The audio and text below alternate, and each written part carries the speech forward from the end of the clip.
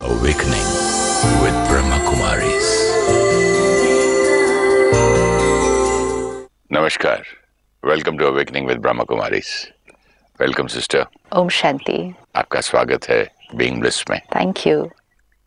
Sister, पिछले episodes में कुछ बात हो रही थी कि घर पे अगर कोई हमसे कुछ एडवाइस मांगे या कोई दोस्त, रिश्तेदार, बेटी, बेटा, तो हम क्या कहें.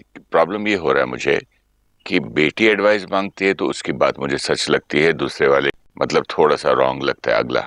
तो कंफ्यूजन ये आ रहा है कि एडवाइस सच दूं, नहीं दूं, क्या दूं. इन्वॉल्व हो जाता हूं मैं उसमें.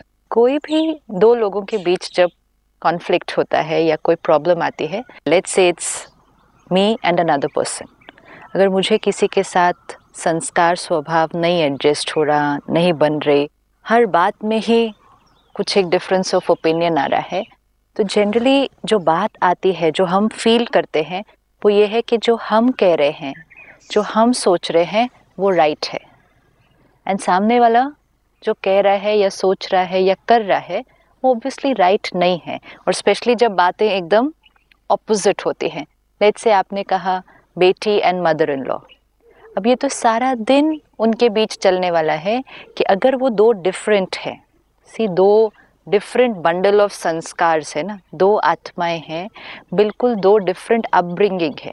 जब एक माँ और बेटी भी है, मदर इन लॉ तो अलग हुआ, माँ और बेटी जो एक ही घर में, एक ही परिवार, जेनेटिकली भी कनेक्टेड है. हम कहेंगे पेरेंट्स के कई संस्कार्स बच्चों को मिलते हैं. इतनी स्ट्रॉन्ग अटैचमेंट होने के बाद भी डिफरेंस ऑफ ओपिनियन आता ही है, क्योंकि संस्कार अलग अलग हैं. इवन खाने के टेस्ट अलग होंगे, काम करने का तरीका अलग अलग, सजाने का ही अलग है, खाना तो बहुत दूर की बात, बहुत दूर की बात है. हर तरह में, जैसे किचन में भी अगर दो लोग काम करेंगे तो काम करने का तरीका अलग अलग होगा.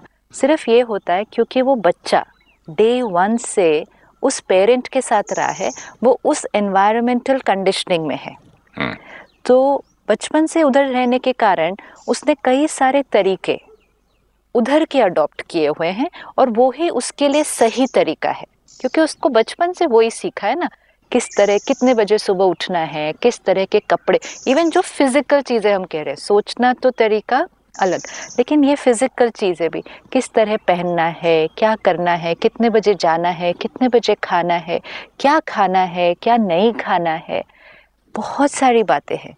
तो ये जो कंडीशनिंग है, वो बच्चे के लिए वही कंडीशनिंग सही होती है, क्योंकि उसने वही देखी है, उसने कुछ और देखा ही नहीं है. तो जो उसने देखा वो उसकी पर्सनालिटी, क्योंकि information creates thoughts, becomes personality. अब वो उसका बहुत डीप रूटेड संस्कार है. एंड देन ऑफ कोर्स उसके अपने संस्कार, जिस तरह वो सोचता है, हर परिस्थिति को कैसे रिएक्ट करता है. सपोज उस बच्चे के अंदर गुस्से का संस्कार है, उस बच्चे के अंदर हर्ट का संस्कार है, मदर के अंदर नहीं है, तो फिर एक ही सिचुएशन में वो दोनों भी तो डिफरेंस ऑफ ओपिनियन होगा, क्योंकि द मदर विल से क्यों छोटी छोटी बात में गुस्सा करते हो, क्यों तुम इतना कमजोर फील करते हो, तुम बहुत स्ट्रांग हो. The difference of opinion will always be there between two souls. सिर्फ यहाँ क्या है, पेरेंट और चाइल्ड में बॉन्डिंग बहुत स्ट्रांग है, फाउंडेशन प्यार की बहुत स्ट्रांग है, और इसीलिए एक्सेप्टेंस, क्योंकि लव मीन्स एक्सेप्टेंस. तो अगर आपको डिफरेंट दिखता भी है, आप उसको पसंद भी अगर नहीं आए, आप उसको एक्सेप्ट करते हैं, क्योंकि वो मेरा बच्चा है. थोड़ी देर क्रिटिकल भी हो जाएंगे, बोल भी देंगे, but after that then it is still okay, क्योंकि एक्सेप्टेंस लेवल उस रिश्ते में बहुत हाई है. लेकिन अब ये बेटी जब दूसरे घर जाएगी, जहाँ कई सालों की एक अलग कंडीशनिंग हुई हुई है, वो कितने बजे उठते हैं, क्या खाते हैं, क्या करते हैं, उनके सही और गलत के जो पैरामीटर्स हैं, उनकी राइट्स एंड रॉन्ग्स की जो डेफिनेशंस है, और इस बच्चे की जो राइट्स एंड रॉन्ग्स की डेफिनेशन है, दे कम्प्लीटली डिफरेंट. मतलब हो सकता है कि दोनों का एक भी राइट और रॉन्ग सेम नहीं होगा. बट वहाँ की फैमिली को भी तो नया नया लगता होगा ना, कि समझो कि बाकी फैमिली 25 साल से एक दूसरे के साथ जी रहे हैं, तो एक बहू घर पे आती है, तो उसको वो लोग एक्सपेक्ट करने लग जाते हैं कि हमारी तरह जिए, हमारी तरह बात करे, हमारी तरह खाए, हमारा टेस्ट हो बाकी सबकी तरह।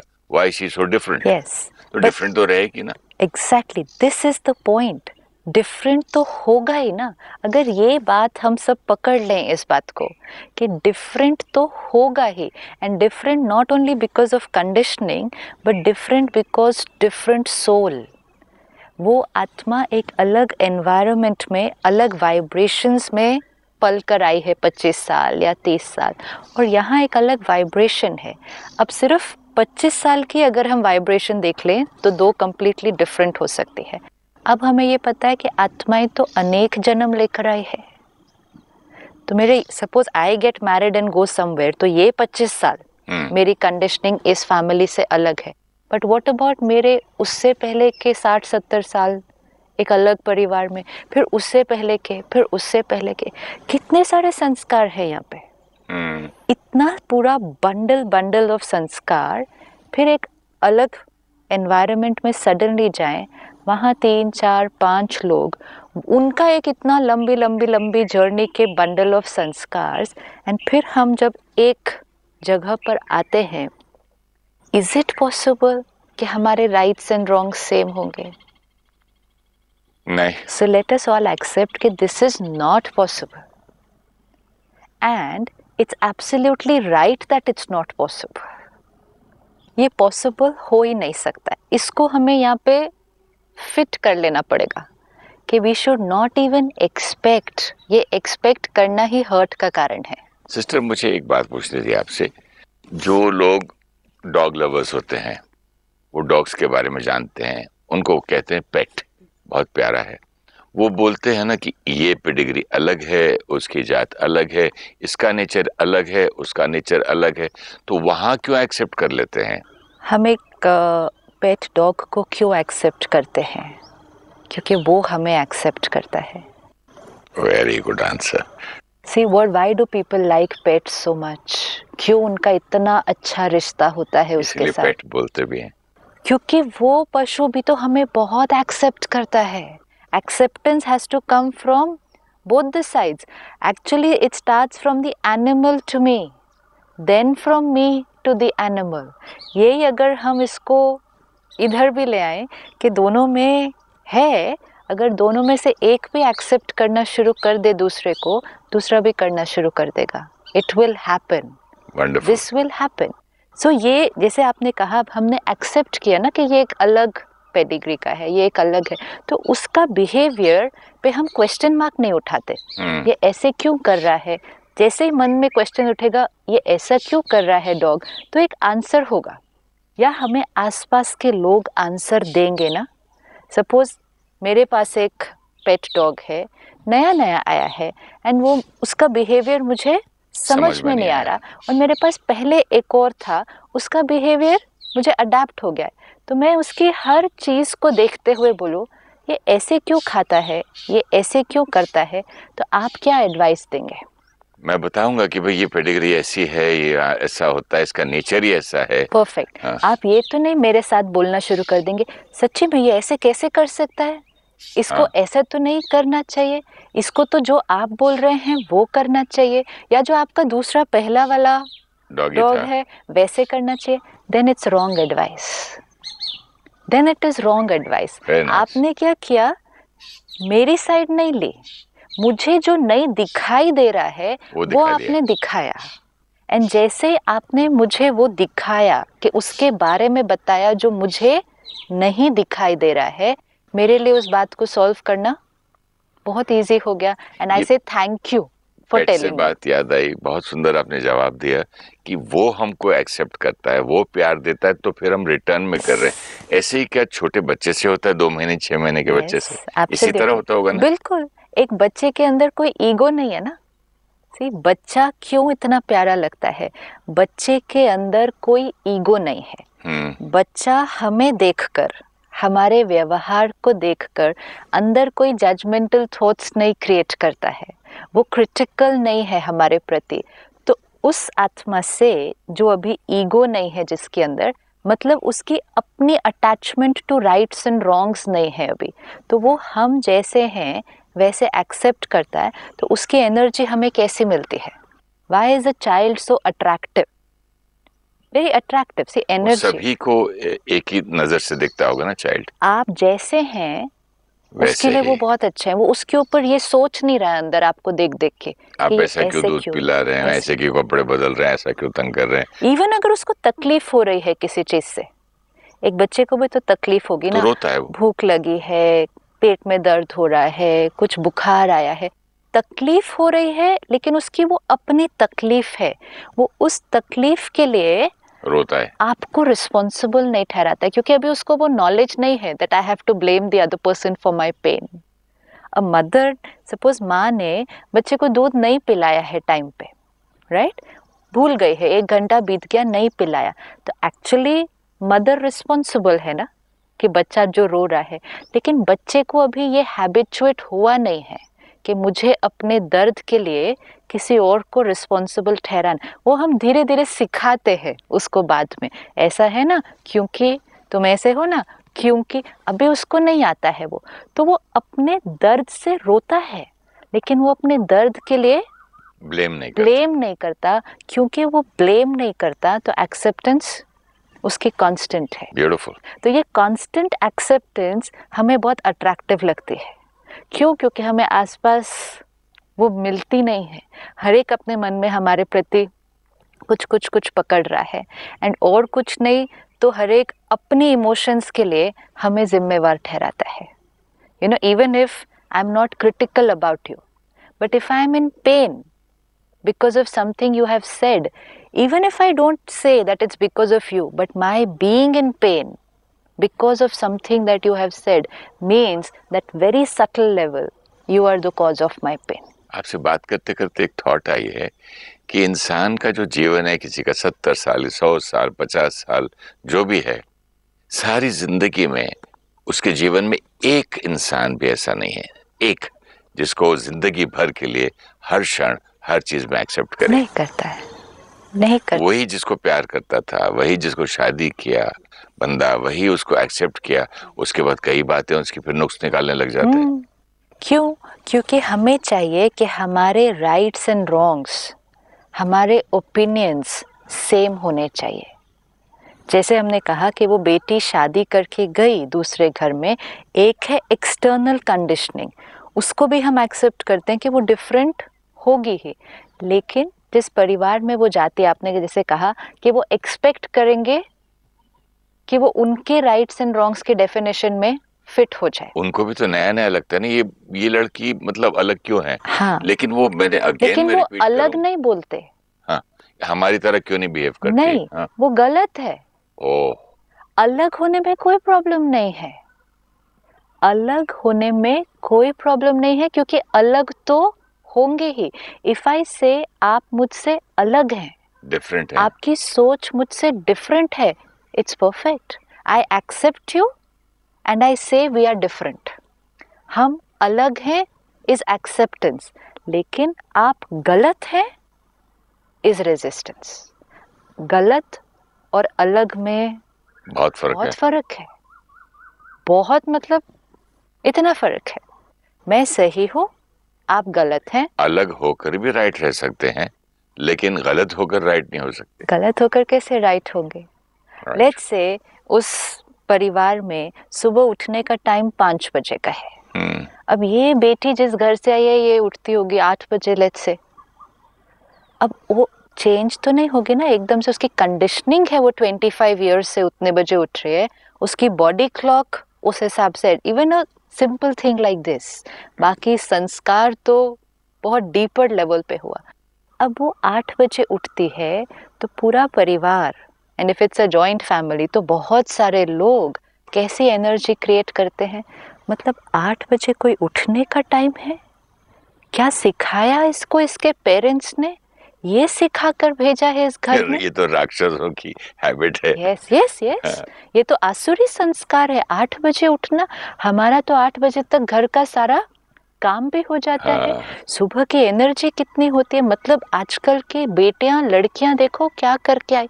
ओह, हम एनर्जी। तो 4 बजे उठते थे, पूजा कर लेते थे, सब लोगों को सास ससुर उठने से पहले हम सब रेडी क्लीन करके रेडी रखते थे। बिल्कुल। और वो जब उठ के आते थे, वाह, हम उनके लिए नाश्ता चाय सब रेडी होती हाँ, थी। और यहाँ तो सास कहेगी आज भी मैं 60 साल की हूँ, मैं सुबह उठकर 5 बजे किचन में हूँ और ये महारानी अभी तक उठी ही नहीं। You know the kind of things that we can think and say over a small habit. तो जब अंडरस्टैंडिंग एक दो प्लांट्स की है, इसको कम पानी दो नहीं तो मर जाएगा, इसको कम धूप दो, उसको ज्यादा धूप दो, ये डॉगी ऐसा है, ये डॉगी तो बहुत गुस्से वाला रहता है, इसके नजदीक ये टाइम पे मत जाना, खाते खाते इसके बर्तन को हाथ नहीं लगाना, इसको तो आप हाथ में भी खिला सकते हो। वहां अंडरस्टैंडिंग है, तो इंसान के इंसान में नहीं है। क्योंकि हमारा attachment to our own idea, it is right, वो इतनी स्ट्रांग है कि बाकी सब की आइडिया या ओपिनियन जो थोड़ी सी हमारे से अलग होगी वो गलत लगती है। Attachment to my own idea, Yeah, my let's say even a belief, simple my thing like getting up at 5 o'clock in the morning. Just simple, we're not talking deep things. A simple thing like getting up at 5 o'clock in the morning is absolutely right. Right? And उसके लिए हमारे पास बहुत सारी logic होगी। But यही बंदा, I'm not taking anybody's side, ये बहू हो या जो भी XYZ, यही पर्सन जो 5 बजे नहीं उठ सकता इस घर में शादी के बाद, वो 5 बजे क्यों उठता है जब प्लेन पकड़ना है? तो ठीक है, उसके पास भी लॉजिक है। ठीक है, मुझे फ्लाइट तो एक आधी बार लेनी है ना, इसका मतलब ये थोड़ी मैं रोज सुबह 5 बजे उठ जाऊंगी। क्यों मैं रोज सुबह 5 जॉब बजे ऐसा मिल जाए जो रोज 5 बजे तब जाना ठीक है, मुझे जरूरी होगा तो मैं उठूंगी। आपको लॉजिक चाहिए लोगों से। People have logic for everything that they are doing. I know, मैं रात को लेट सोती हूँ, मुझे नहीं सोना रात को 10 बजे। I sleep only at 2 o'clock. I'm not going to get up at 5 o'clock. I don't want, अच्छा और कुछ नहीं तो I don't want to get up at 5 o'clock. Who says 5 o'clock is right? आप आधी रात को उठ के बैठ जाएंगे तो मतलब मैं भी बैठ जाऊं 5 बजे उठ के। लॉजिक है। हम जो कर रहे हैं, जब हम सबसे बड़ा पाप भी कर रहे होते हैं, हमारे पास उसके लिए भी लॉजिक होती है। एक व्यक्ति पूरी तैयारी करके एक शहर में घुस के अगर 100 लोगों को मार देता है, उसके पास उसके लिए भी बहुत लॉजिक है, रीजन है, और वो 100% उस टाइम कन्विंस्ड है कि जो वो कर, एब्सोल्युटली ही इज राइट। तो फिर ये बातों में हम क्यों बोलेंगे कभी भी कि हम रॉन्ग हैं? एंड विच इज फाइन, ये बिल्कुल सही है, क्योंकि मेरे लिए, मेरी पर्सनालिटी के थ्रू, मेरे संस्कारों के थ्रू जो मुझे दिखता है वो ही राइट है ना। मुझे वो दिखेगा नहीं जो आपको दिखेगा। और फिर इनको और गुस्सा आता होगा ना, जब मैं राइट कर रही हूँ या राइट कर रहा हूँ, फिर अगला बंदा समझता क्यों नहीं है? बिल्कुल, जब हमारे राइट को कोई रॉन्ग कहता है, हाँ, तब बहुत प्रॉब्लम होती है। ये तो सोचा ही नहीं था मैंने। मेरा राइट है और सारे लोग, ये लोग बार बार मेरे राइट को रॉन्ग बोलते हैं। पता नहीं मुझे पसंद नहीं करते या मुझे जलते हैं, या जो भी रीजन हो। और जब मेरे राइट को ये लोग रॉन्ग बोलने लगते हैं, तब मैं इनके राइट को मैं रॉन्ग बोलना शुरू कर देती हूँ। अगर 5 बजे उठना फैमिली के लिए सही है, लेकिन वो जो बच्चा 8 बजे उठ रहा है वो उसको बार बार रॉन्ग बोलेंगे, तो वो बच्चा, जो पेरेंट्स 5 बजे उठ रहे हैं, वो कहेंगे 5 बजे ही रॉन्ग है उठना। And very soon you have 2 people. And ये mother in law and daughter in law में क्या, ये तो आज पेरेंट और बच्चों में भी हो रहा है। पेरेंट्स सारा दिन में बच्चे को कितनी बार कह देते हैं कि आप रॉन्ग हो। आज तो बहुत ज्यादा है, क्योंकि जितना डिफरेंस ऑफ ओपिनियन बढ़ता जाएगा, उतना राइट्स एंड रॉन्ग्स की डेफिनेशन और उसका अंतर दो लोगों के बीच में बढ़ता जाएगा। मेरे ख्याल से डिफरेंस ऑफ ओपिनियन से ज्यादा इम्पोर्टेंट है लैक ऑफ एक्सेप्टेंस, क्योंकि डिफरेंस ऑफ ओपिनियन को एक्सेप्ट नहीं किया ना। हाँ, तो डिफरेंस ऑफ ओपिनियन नहीं बढ़ रहा है, एक्सेप्टेंस और पावर, डिफरेंस ऑफ ओपिनियन अभी बढ़ रहा है, बर्दाश्त की शक्ति कम हो रही है, डिफरेंस ऑफ ओपिनियन बढ़ रहा है, क्योंकि इंफॉर्मेशन जितनी बढ़ेगी, knowledge, see we said information creates thoughts, information जितनी बढ़ेगी, और आज suddenly there is an, it's a huge amount of information available. आपस में झगड़े इस पॉइंट पे होते हैं, खाना चाहिए नहीं खाना चाहिए, डॉक्टर ये बोलता है चाइल्ड बर्थ में ये तकलीफ है, बच्चा पैदा होता, तो ये जो आप इंफॉर्मेशन की बात कह रही हैं सही है, बहुत है। इंफॉर्मेशन 2 आत्माओं को सारा दिन मिल रही है। ये 2 आत्माएं 2 अलग सेट ऑफ संस्कार लेकर आई हैं। फिर 2 अलग कंडीशनिंग है, एंड फिर इन दोनों को बहुत ज़्यादा इन्फॉर्मेशन मिल रही है। ये दोनों सोल्स उस इन्फॉर्मेशन को एक अलग अलग तरह से परसीव करते हैं, अपने और नजरिए से। इनके जो नज़रिए हैं ये बहुत ज़्यादा बदलते जा रहे हैं। आज के समय में पेरेंट और चाइल्ड के बीच भी सुबह उठने का टाइम बहुत अलग अलग है, रात को सोने का टाइम बहुत अलग अलग है। उतना हमारे अपने पेरेंट्स के साथ शायद 20-30 साल पहले नहीं था जितना आज है।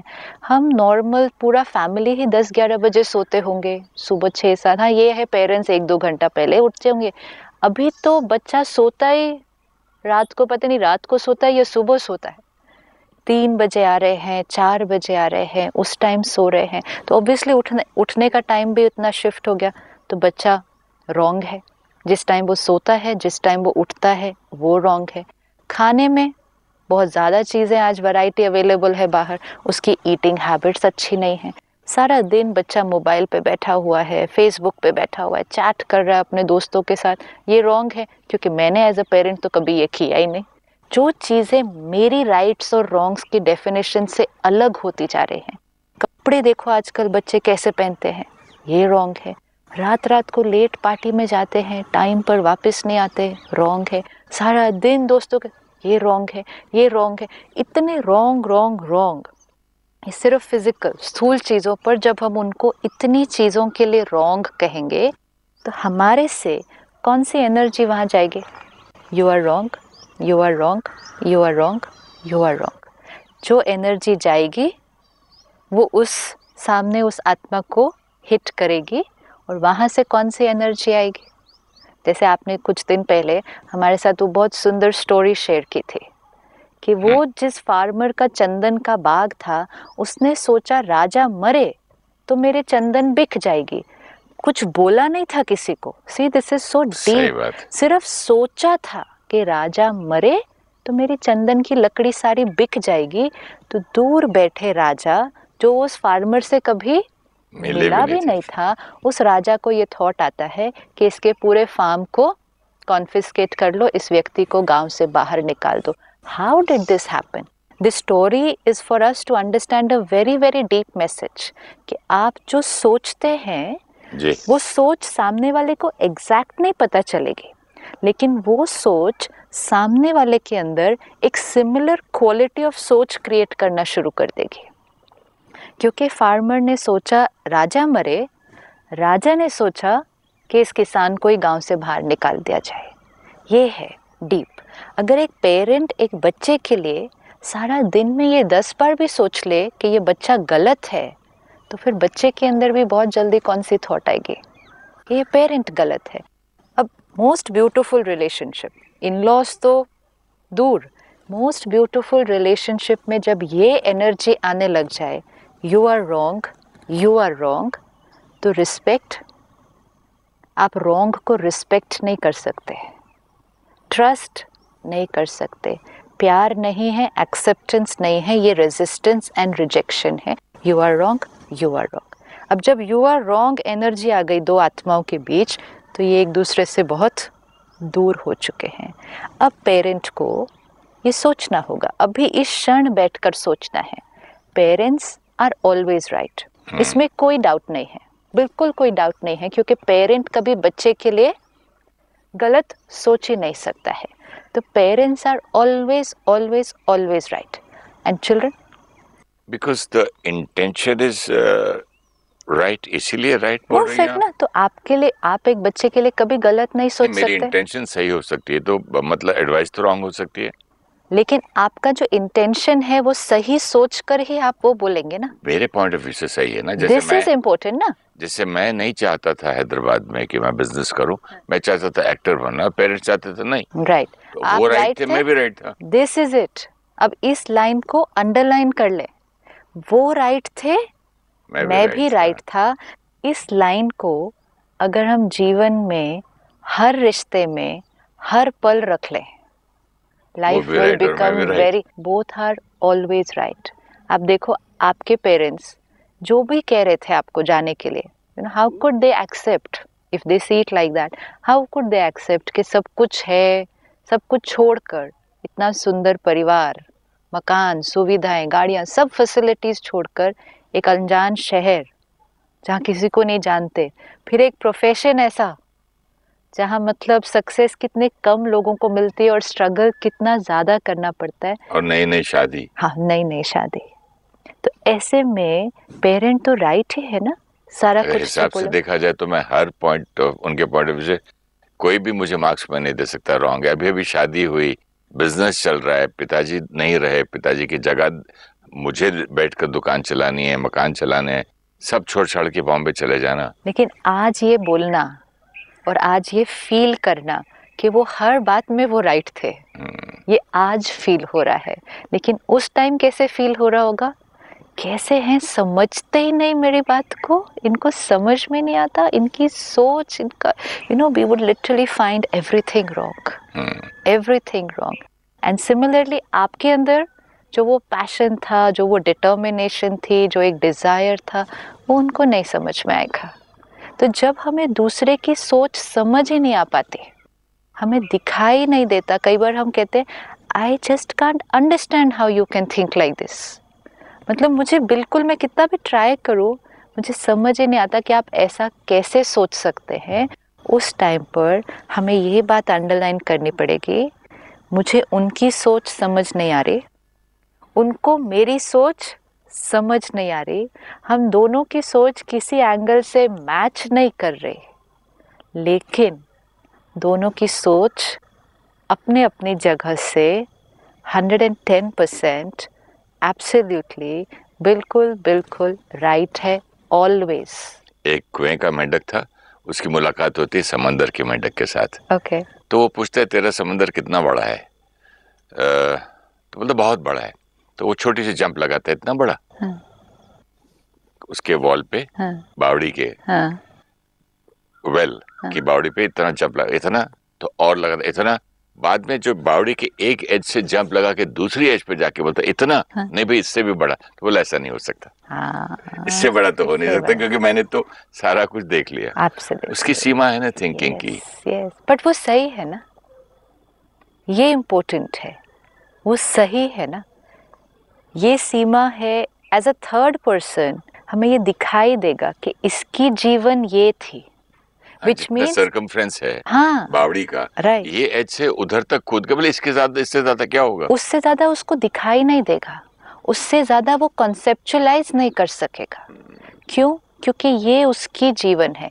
ऐसे ही ये हमारी जीवन है, मतलब हमारे संस्कार, हम अपने संस्कारों से अलग कुछ कॉन्सेप्चुअलाइज नहीं कर सकते। वो हमें, मतलब वो कॉन्सेप्ट भी हमें नहीं समझ में आ सकता, क्योंकि हमारे पास वो है ही नहीं। हमें हर चीज़ सिर्फ और सिर्फ यहाँ के फिल्टर से दिखाई देती है, उसके अलावा अगर कुछ है तो वो हमें दिखाई नहीं देता, हम उसको एक्सेप्ट नहीं कर पाते, हम उसको समझ नहीं पाते, आगे सोच नहीं पाते। जैसे हम संस्कारों से बंधे हुए हैं, लिमिटेड है, उसी तरह समय भी लिमिटेड है। बहुत बहुत धन्यवाद आपका। ओम शांति। नमस्कार, ओम शांति।